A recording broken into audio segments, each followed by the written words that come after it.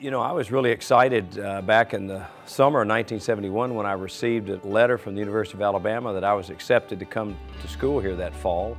Who would have ever thought I would have won the U.S. Amateur as a senior in college? And of course, at that time at 20, I was the youngest person to win the U.S. Amateur. And then 2 years later to win the U.S. Open. But more importantly, it was obvious that I could make it on the tour as a professional golfer.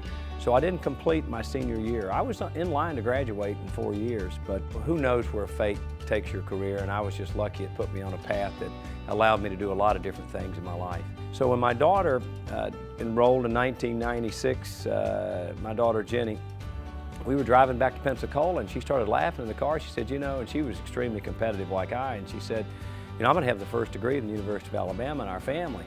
So I didn't say anything. We drove back to Pensacola, and the next day, that Monday, I called Barry Mason, Dean of the Business School, and I said, Dr. Mason, I'd like to get my degree. He suggested I go to the College of Continuing Studies and get a degree in administrative science. So that was what I pursued. I set it up. I had a great advisor, Dr. Patty Dice, and some great instructors, Dr. Bob Holly. He was, in fact, that was the most enjoyable time of all the classes that I took was with Bob Holly. It was fun, it was exciting, it was educational, took a lot of literature courses and writing courses. I'm a person that likes to learn. I'm always curious about knowledge and information, and I would say it was not really difficult, but it was tenuous, and you had to have some tenacity to hang in there for those 4 years or for whatever period that it took to complete my degree. So we programmed it so that I could finish my last year of college so that I would graduate with my daughter. Well, the program is extremely flexible. In fact, I have both of my sons now. My youngest son, Jamie, who's living in Atlanta, has now enrolled and is going to try to get his master's degree from the continuing studies.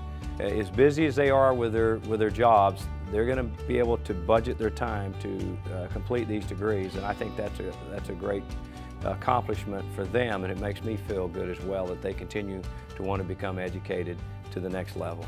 Going back to college was just unfinished business for me, and I think it's something, it didn't help me make more money per se, it didn't give me any more stature in my community per se, but it was rewarding and gratifying to me that I set a goal and I didn't quit, that I accomplished that goal. So it's really the tenacity of coming back and saying that I'm going to complete this goal and I'm going to do it for myself. And what went with it, and I didn't do it for this reason, was the pride around my family. And it was the pride of having a college degree to complete something that you set out to do early on. But I knew it was something I really wanted to do in my heart, so I focused on it and achieved it.